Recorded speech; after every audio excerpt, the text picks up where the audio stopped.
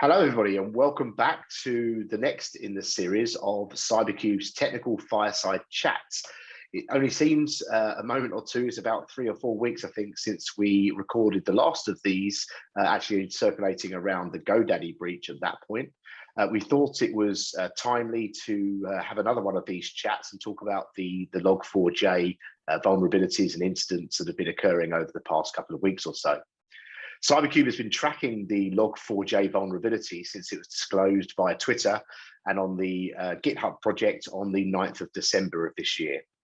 Log4j is an open source Java login library developed by the Apache Foundation, and the vulnerability was actually discovered through a bug bounty scheme through the game Minecraft by a member of Alibaba's security team. The ubiquity of Log4j means thousands of enterprises are now at risk. And so we thought it really important to share with this audience our findings at CyberCube of the past couple of weeks. Once again, joining me is William Altman, our cyber consultant, and William in particular on the team has been looking at the Log4j situation in quite a lot of detail. And so what we want to do today is really cut through some of the fog of news items and rumor that are circulating and really get to the facts of the matter as it pertains to Log4j. So welcome, William, first of all, to another one of these calls.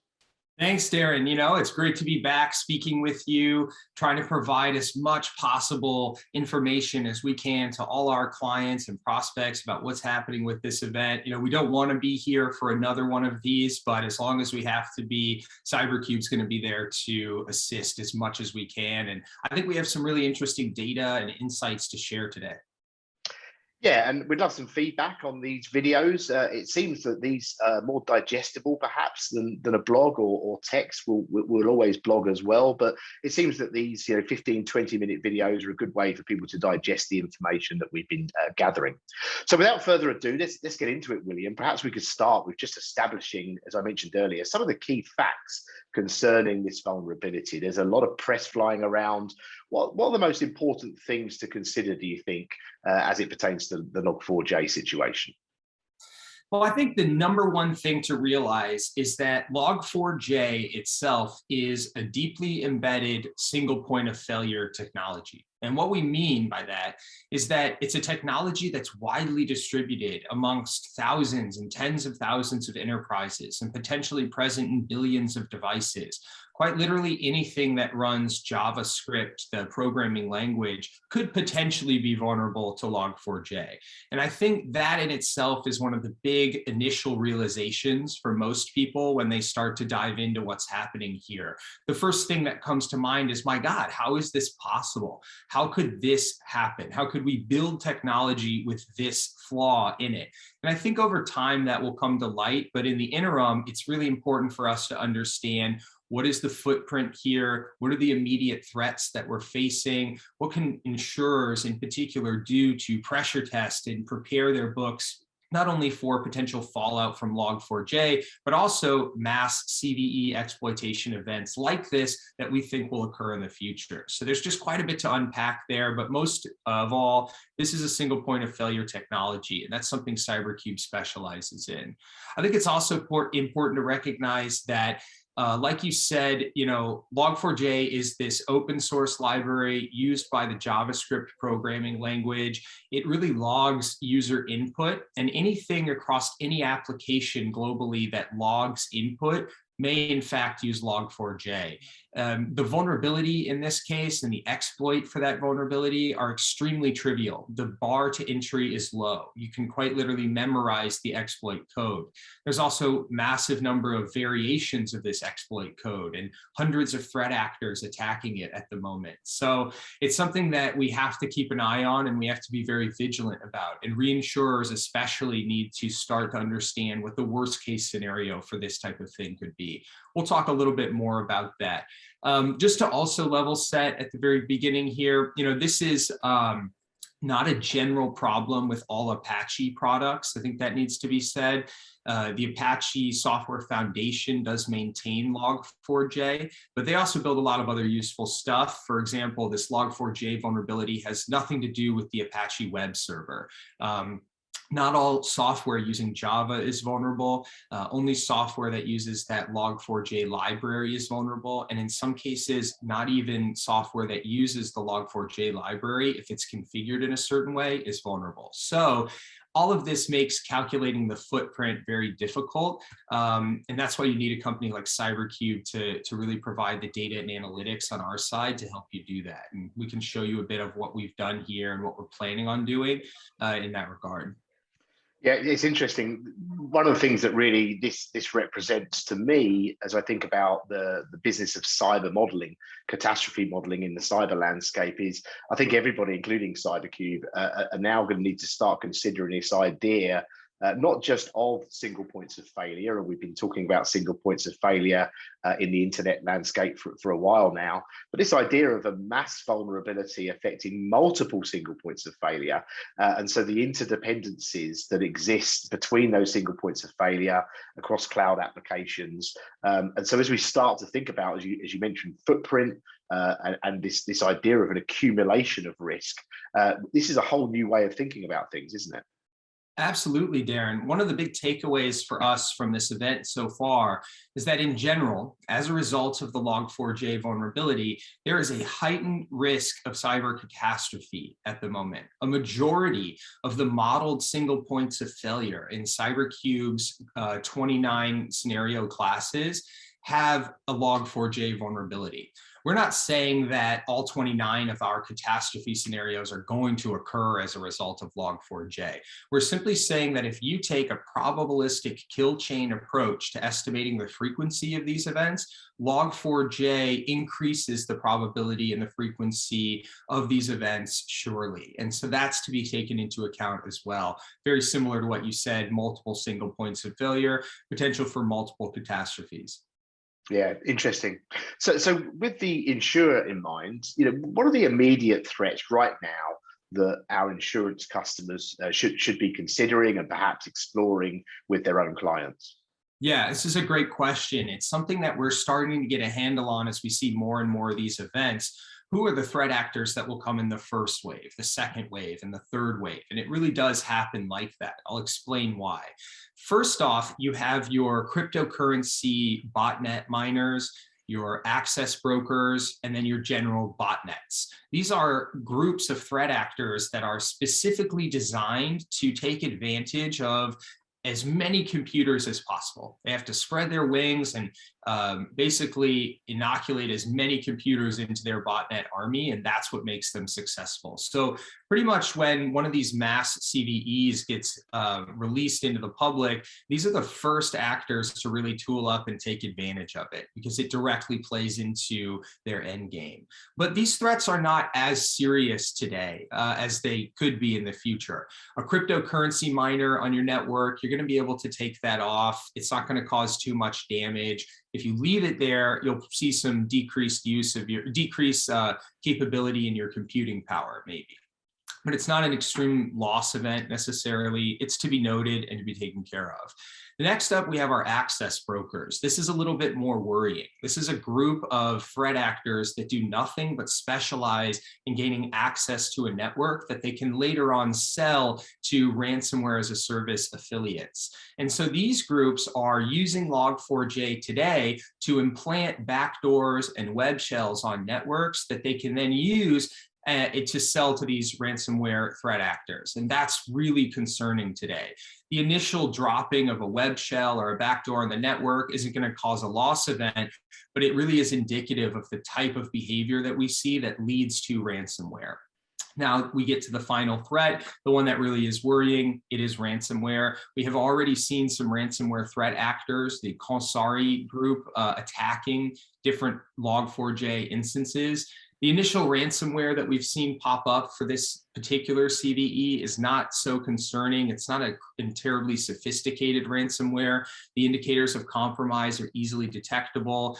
They use common open source pen testing tools that have often been incorporated into defense mechanisms. And so while we're monitoring that threat closely, it's not the most concerning thing out there. I did see yesterday that it appears that the Conti ransomware as a service gang has now incorporated the Log4j vulnerability into their kill chain. That's what's most worrying. They're a high-level threat actor group that is prolific and persistent. And the fact that they're exploiting Log4j is quite worrying. And so as an insurer or reinsurer, really to assume the worst case scenario from Log4j today, assume that a large portion of your book experiences ransomware near proximity or about the same time to one another. CyberCube can help model that type of exposure, but that's really what we're looking at today for worst case scenario. I often think about, a vulnerability of this kind, or really any kind, is another tool, isn't it? Another weapon with which the criminal can attack us. And this particular weapon is obviously a very, very powerful one, given the footprint of Log4j that you've kind of talked us through there. This is probably not going to be the only way that many of the ransomware attackers are going to come at us, but it's certainly another way. And so I can see a future where there's almost a top 10 list of ways in. Log4j may well end up being one of them. And these sophisticated ransomware variants are going to just go down the list until they reach their target. Absolutely. Spot on, Darren.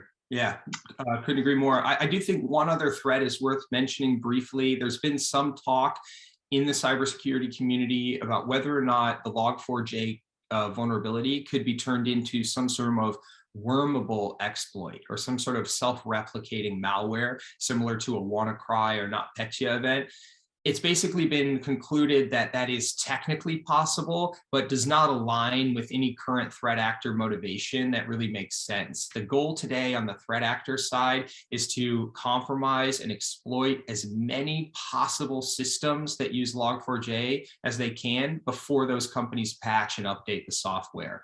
The time and the overhead needed to create a wormable exploit, at that point, you could see a significant amount of the Log4j instances patched or updated, and the worm wouldn't have the same effect. And so the cost benefit analysis doesn't really line up with the opportunity cost there. So while technically possible, we don't think it's likely. Still something to keep an eye on. We know as far back as Kaseya VSA, threat actors will experiment and try to make statements. So worth keeping an eye on.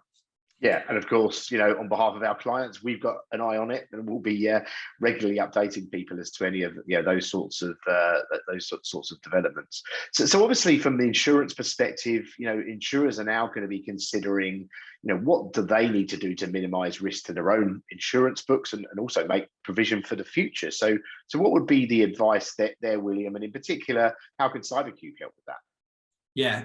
Good question, Darren. I think it all starts with identifying single point of failure technologies in your portfolio to help reduce cyber accumulation risk. So, for example, CyberCube's SPoF intelligence tool can help you identify in your portfolio instantly where all the entities are that have a known direct Log4j dependency. That's what we're capable of today. It's what we were capable of before this event.